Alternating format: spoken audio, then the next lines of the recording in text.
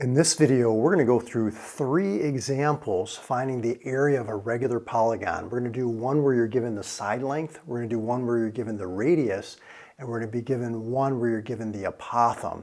So before we dive into these 3 examples, let's talk about the formulas that we're going to be using.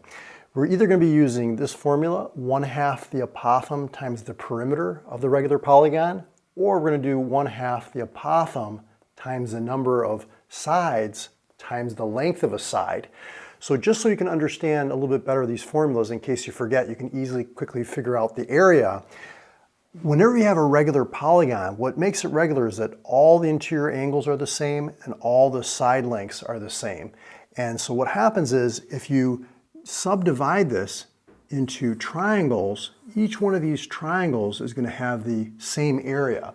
So what you do is you drop an altitude, which represents the height of one of those triangles, and you say, well, let me find the area of this triangle right here at the bottom. That's going to be 1/2 the base of the triangle, which we're going to call S here, the side length, times the height of the triangle, which in this case is referred to as the apothem.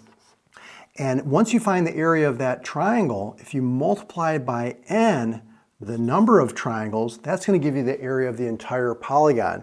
Now you can see this formula here, multiplication is commutative. You can change the order, you're going to get this formula.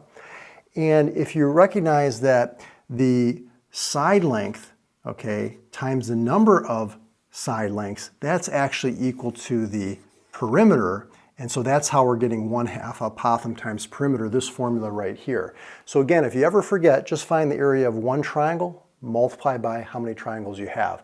So let's dive into the first example, and I want to show you how to do this. A regular hexagon that has a side length of 10 centimeters, that's all we're given. How do we find the area? Well, go ahead and pause the video, see if you can do this one on your own, but if I was going to do it, what I would do is I would find the center of that polygon, and I would subdivide it into triangles like I was showing you earlier over here. And what we have here is what's called a central angle. And that central angle, if you think about this, this is like a circle, which is 360 degrees. But if we divide that by these 6 angles here at the center, 360 divided by 6 is 60 degrees. And so let's label that 60. And then if we drop an altitude, okay, which represents the height of this triangle, what happens is it's going to bisect this central angle, which is going to make this a 30-degree angle for each of these triangles. And when you drop that altitude, which we call the apothem, it's also going to bisect the base, or cut that base in half. So each of these guys is going to be 5. So let's take a look at this triangle now. You can see it's a 30, 60, 90 triangle because all the angles in a triangle add up to 180. This is a special right triangle. So let's just draw that a little bit larger over here so we can see it. 30, 60, 90. This is 5, and this is our apothem. And we want to figure out what this side is here. Now you probably remember from earlier in math, this is called x. This side here is called x squared of 3, and the one across from the right angle, that's 2x.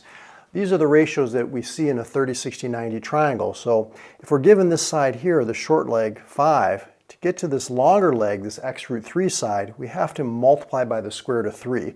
So that means that a here is going to be 5 root 3. Now I'll show you how to do this using trigonometry and sine, cosine, tangent ratios. But let's just set this up first. So we're going to use this formula, 1/2 apothem times the perimeter. So we have 1/2 the apothem, which is the height of this triangle right here. We said is 5 root 3 times the perimeter. Now that's going to be 10 times 6 sides. So that gives us a perimeter of 60. And if we multiply that together, let's see, 1/2 times 60 is 30, times 5 is 150, square root of 3. So 150 square root of 3 centimeters squared. That's the area. Now, let me show you how to do it if you didn't know how to use the 30, 60, 90 triangles. What you can do is you can position yourself here at this angle, 30 degrees, and you can say what trig function ties together the opposite side, 5, and this adjacent side, a, which let's just say we don't know. Well, let's see, opposite and adjacent, that's tangent. So what we can do here is we can say the tangent of 30 degrees is equal to opposite 5 over adjacent a. Now we can cross multiply and solve, or there's a property of proportions that allows us to interchange these on the diagonal. So this would be a over 1, which is a is equal to 5 divided by the tangent of 30 degrees. And then what we can do, that we can put in place of our apothem right here, 5 root 3. The only thing is when you do it this way, you're going to get like a decimal approximation instead of like an exact answer. So depending on what the problem is asking for, exact answer or a rounded answer, you can do it either one of those ways. So let's dive into the next example. Okay, for example number 2 now, see if you can do this one. It's a regular pentagon with an apothem of 4 inches. So let's go ahead and do the technique of dividing this up into congruent triangles. And then what we're going to do is we're going to drop an altitude of one of these triangles. I usually like to do this one at the bottom. And that's what's called the apothem right here. So this is A is equal to 4 inches.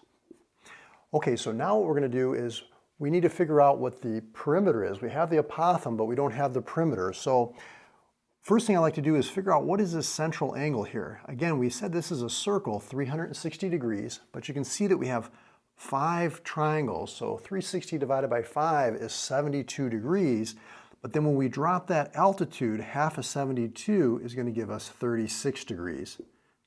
So that's the key, is to find that central angle and then cut it in half. Now when we do that, it's going to bisect the base, and let's just call this length, just this part here x and this part over here x. So here what we have to do is a little bit of trigonometry to find out what this piece is here. So we're going to say opposite and adjacent is tangent. So we're going to say the tangent of 36 degrees is equal to the opposite side x over the adjacent side 4.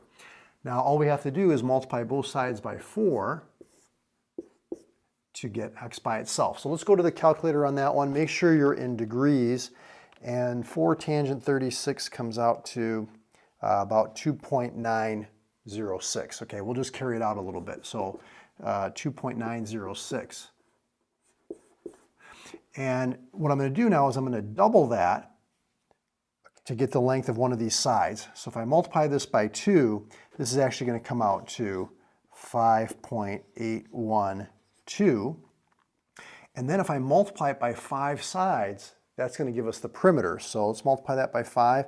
So it looks like our perimeter now is going to be, let's see, 29.062. So 29.062. We've got our apothem, which we said was 4. And if we multiply all that together, let's see, times 0.5 times 4, we should be getting approximately an area of 58.12 inches squared. And that's your area. Now, what I try to do when I do these problems, just a little hint, is I like to kind of carry forward those numbers. So if you can use the previous answer key and carry forward that long decimal, and I try to save rounding for the very end to get a little bit more accurate. If you keep rounding each time, you'll be off a little bit. It's like a rounding error, and you keep rounding like that, it throws you a little bit off. So try to carry as much of that decimal forward. Let's take a look at example number 3. Okay, before we dive into example number 3, if you enjoy my content here on YouTube and you find yourself coming back to my videos now and again, consider supporting the channel by joining as a channel member. It really helps me out and I appreciate it. So let's jump into example number 3 here. Basically what we're given is a regular decagon, which means it has 10 sides, right? And it's inscribed inside a circle with radius 8 meters. Now what does this mean, inscribed? Well, scribe means to draw or write, and it's on the inside.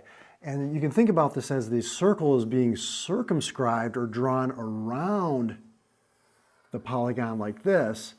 And so when we talk about the radius, we're really talking about this dimension right here from the center to a point on the circle or a vertex of the polygon. So this is our radius r right there. So here what I'm going to do is I'm going to just draw one of these triangles of our decagon. So if I was to kind of illustrate like this, say this is just one of the triangles, imagine you had 10 of them, okay, all the way around this, okay, continuing like that. We need to find out what this central angle is. So what we're going to do is we're going to take 360 degrees divided by 10, okay, and that's going to give us this central angle of 36 degrees. Now we're going to drop an altitude, okay, which remember we call that the apothem, and that's going to bisect this central angle of 36 degrees, cutting it in half, that's 18 degrees. Now what we need to do is we need to figure out what the apothem is. We also need to find out what this side length is here so that we can find the perimeter. So let's start off by finding the apothem.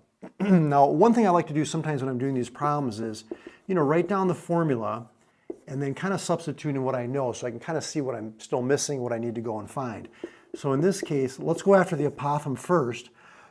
And what I'm going to do here is I'm going to go ahead and use some trigonometry. So if we're here at this angle 18 degrees, we need the adjacent and the hypotenuse. That's our cosine, right? So let's write that down. We've got the cosine of 18 degrees is equal to adjacent, which is a, over hypotenuse 8. If we multiply both sides by 8, we can get that apothem by itself. So here, I think what I'm going to do is let's go ahead and get a decimal approximation. This is 8 cosine 18, okay, which is about 7.61. Or I'm just going to actually write in here 8 cosine 18, and we'll multiply it at the very end. This way we'll get a little bit more accurate, okay? And then for the perimeter, let's go ahead and figure out what this side is here. We're going to use the opposite and the hypotenuse, which is our sine. So we're going to say that sine of 18 is equal to x over 8. So opposite over hypotenuse. Here, if we multiply both sides by 8, you can see that's going to give us x. But then we're going to have to double it, right? Because we have, this is just half of one side length, so we're going to double it. And we're also going to have to multiply by 10 because we have 10 side lengths. So it's really like multiplying by 2 and then multiplying by 10, that's like multiplying by 20. So this is really going to be 20 times 8 sine 18. And that's going to be what our perimeter is. So if we multiply all that together now, let's see, we've got 0.5, which is a half, times 8 cosine 18. Let's see, times 20 times 8 is 160. Sine of 18.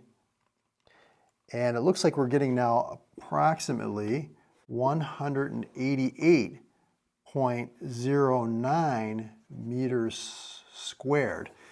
So that's the area of this regular decagon. If you want to see some more examples, I'll put a video right there where I talk more about finding out the area of regular polygons. Follow me over there and we'll get some more practice.